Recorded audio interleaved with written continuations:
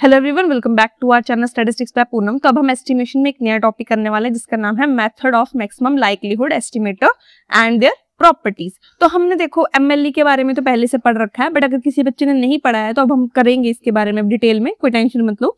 तो पहले हम ये देख लेते हैं कि एमएलई क्या है। एमएलई मींस मतलब बेसिकली एमएलई का मतलब है मैक्सिमम लाइक्लीहुड एस्टिमेटर, जो यहाँ पे लिखा हुआ है।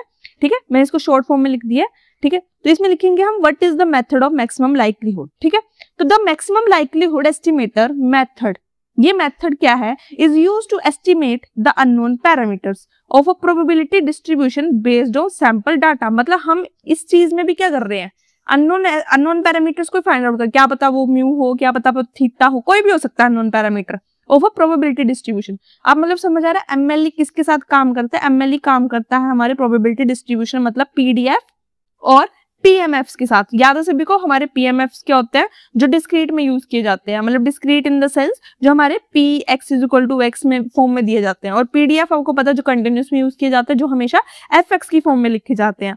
तो इसलिए यूज किया जाता है। और यूजिंग क्या होता है, सैंपल डाटा, मतलब पॉपुलेशन डाटा कभी भी यूज नहीं होता। याद रखना स्टैटिस्टिक्स में हमेशा या जब भी हम कोई चीज यूज करते हैं, एस्टिमेट करते हैं, तो हमेशा हम सैंपल डाटा के साथ ही काम करते हैं, क्योंकि पॉपुलेशन के साथ तो काम हो नहीं सकता क्योंकि वो बहुत ज्यादा है।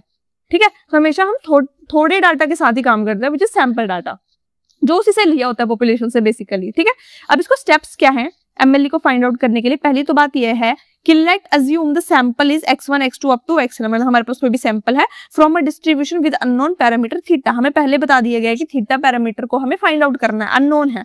तो पहले क्या करेंगे, हम क्या करेंगे, इसका लाइक्लीहुड फंक्शन निकालेंगे। लाइक्लीहुड फंक्शन ऐसे निकालता है, अगर किसी बच्चे को नहीं आता है जस्ट ये देख लो कि स्टेप्स क्या क्या है, आगे हम न्यूमेरिकल करेंगे, आपको बहुत अच्छे से समझ आ जाएगा। ठीक है, तो हमने लाइक्लीहुड फंक्शन निकाला, तो मतलब ये क्या आएगा, लाइक्लीहुड फंक्शन मतलब प्रोडक्ट, जो भी आपके पास पीडीएफ दिया होगा या पीएमएफ दिया होगा उसका प्रोडक्ट, मतलब एक नॉर्मल समझ रहे हो, मेरे पास एक lambda e raise to power minus lambda x है। ये आपको पता है सभी को फॉर्मूला एक्सपोनेंशियल का फॉर्मूला है।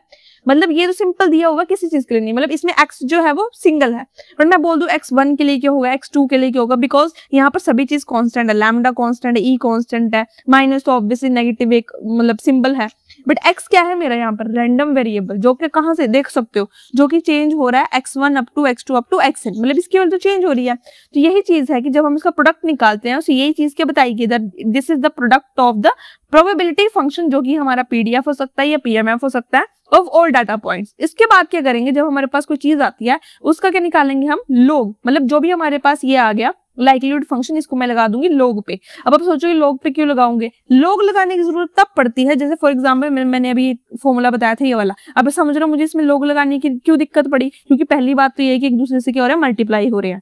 ठीक है, ये तो पावर में है, ये जो है ये पावर में है, e raise to power minus lambda x. ठीक है, तो मुझे इन दोनों को अलग करना है, इनको अलग भी करना है, साथ में मुझे पावर्स में जो है वैल्यू इनको भी नीचे लेके आना, मतलब एक सिंगल लाइन में लेके आना है। इसलिए हम क्या यूज करते हैं, लोग, मतलब जो पावर में है वो कहाँ जाए, नीचे आ जाए, इसलिए हम यूज करते हैं।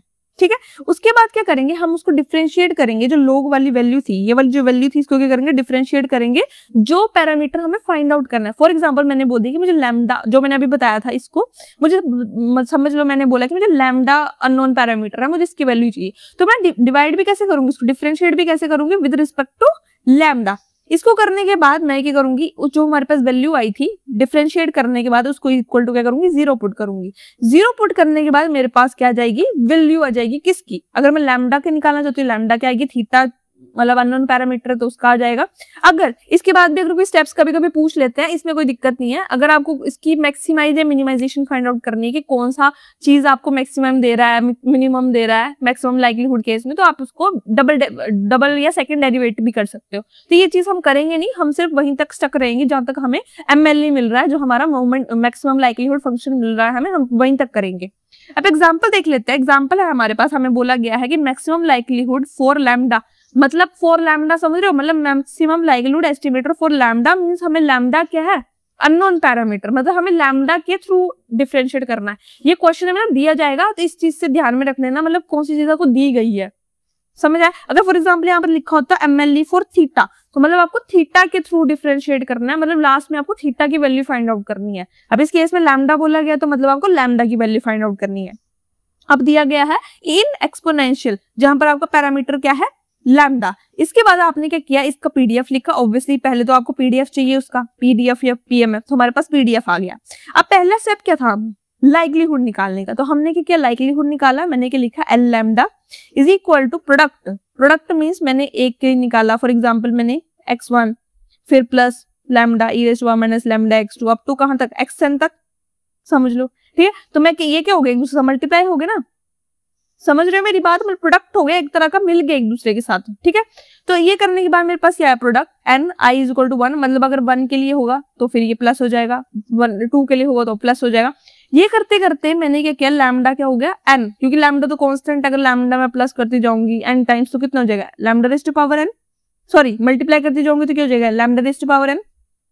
ठीक है, और हाँ सॉरी यहाँ पर ऐड बोला था मैंने, अगर बाई चांस कहीं गलती में, तो उसको मल्टीप्लिकेशन बोलना, मल्टीप्लाई होगा ना कि मतलब ना कि ऐड, सॉरी। ओके, तो ये करने के बाद मेरे पास क्या आएगा, lambda raise to power n e raise to power minus lambda. Minus lambda, आप सोच रहे होंगे लैम्डा के ऊपर एन क्यों नहीं आया, बिकॉज लैम्डा जो है वो इसके साथ जुड़ा हुआ है, तो यहाँ पर एक तरह का ये क्या माना जाएगा, हमारा कांस्टेंट, तो लैम्डा के साथ कुछ नहीं आएगा, लैम्डा अलग रहेगा। अब मैंने x1 x2 कब तक निकाला, मल्टीप्लाई होता गया, तो मैंने कब तक निकाला, n तक, मैंने इसको लिख लिया xi, क्योंकि जब i की वैल्यू चेंज होगी तो ऑटोमेटिकली यहाँ पर अगर मैंने बोल दिया कि i is equal to n है तो xn आ जाएगा, समझ आया। इसके बाद मैंने क्या निकाल लिया, इसका log निकाल लिया। अब मुझे इस चीज का log निकालना है, अब log lambda raise to power 1 lambda raise to power n e raise to power minus lambda summation xi, यही है ना, इसी का log निकालना है। अब log निकालने के लिए आपको सबसे पहले देखना है कि ये दोनों मल्टीप्लाई हो रहे हैं, सब ठीक है। तो आपको पता है log का फॉर्मूला होता है m इंटू n, क्या होता है, log m plus log n। सभी को फॉर्मूला पता है, नहीं पता है तो अभी रट लो, ये फॉर्मूला होता है इसको करने के लिए।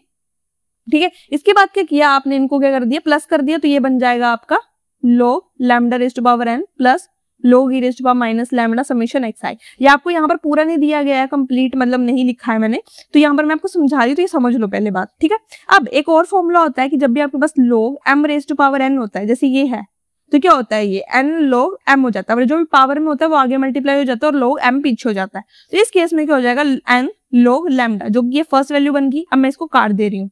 ठीक है, अब इसके बाद ये चीज है, इसको हम कैसे लिखेंगे, पहली बात सबसे इजी है कि जब भी log के साथ e लिखा होता है वो क्या हो जाता है, कैंसिल आउट हो जाता है, समझ आया। मतलब ये दोनों अगर कट गए तो ये जो पूरी वैल्यू है ये नीचे आप क्या कर दोगे, डायरेक्ट लिख दोगे माइनस लैम्डा समेशन xi, समझ गए। इसको करने के बाद अब लास्ट स्टेप क्या बचता है, उसके बाद आपका रिजल्ट आ जाएगा। आपको क्या बताया था, डिफरेंशिएट करना है, किसके फॉर्म में, आपको क्वेश्चन में दिखा था लैम्डा, एमएलई ऑफ लैम्डा में फाइंड आउट करना है, तो हम लैम्डा के थ्रू क्या करेंगे, इसको डिफरेंशिएट करेंगे। तो हमने लिख लिया differentiate with respect to lambda, तो आपको पता है कि n log लैम्डा, क्योंकि n तो कांस्टेंट है ना, n बाहर आ गया, मैं बोलूं differentiation of lambda log lambda. और वैसे भी ये कांस्टेंट क्यों है, क्योंकि n तो सिंगल है, जिसके साथ लैम्डा होगा वो डिवाइड होगा ना। तो यहाँ पर आपको सभी को पता है डिफरेंशिएशन ऑफ log x कितनी होती है, डिफरेंशिएशन ऑफ log x कितनी होती है, 1/x, तो ये बन जाएगा n अपॉन लैम्डा, और साथ में लैम्डा है, यहाँ पर लैम्डा है तो lambda differentiation of lambda by differentiation of lambda कितना, 1, क्या बच जाएगा, समेशन xi। अब आप देख सकते हो हमारे पास क्या बच गया, n by lambda minus summation xi। इसको क्या करेंगे हम, इक्वल टू 0 पुट करेंगे, तो देख सकते हो आप n by lambda is equal to summation xi हो गया।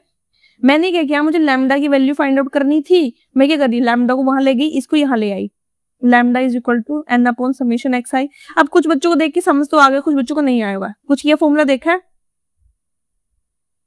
x बार का फॉर्मूला देखा है, 1 अपॉन n समेशन xi। अब ये उल्टा लिखा हुआ है, तो मैं ऐसे लिख सकती हूँ 1 अपॉन x बार, हाँ समझ गए। तो यही चीज करने के बाद मेरे को लास्ट में क्या मिल गया, लैम्डा कैप। अब आपको पता है लास्ट में इसके अलावा मेरे को कोई और कुछ करना नहीं है, मेरे पास रिजल्ट आ चुका, मुझे लैम्डा की वैल्यू चाहिए थी, लैम्डा की वैल्यू आ गई है। तो यही करने के बाद मेरे पास जो फाइनल एमएलई, जो कि हमारा मैक्सिमम लाइक्लीहुड एस्टिमेटर है, वो आ गया, वो जो कि है हमारा 1 अपॉन x बार, जिसको आप बोल सकते हो रिवर्स ऑफ मीन। तो ये था हमारा आज का topic related to method of maximum likelihood estimator. यही इसके मेन टॉपिक था, इसके फॉर्मूलाज थे, और मिलते हैं नेक्स्ट वीडियो में। तब तक के लिए बाय बाय, और कुछ डाउट होता है प्लीज बता देना, और मिलते हैं नेक्स्ट वीडियो में। तब तक के लिए बाय बाय, और अच्छे से पढ़ो।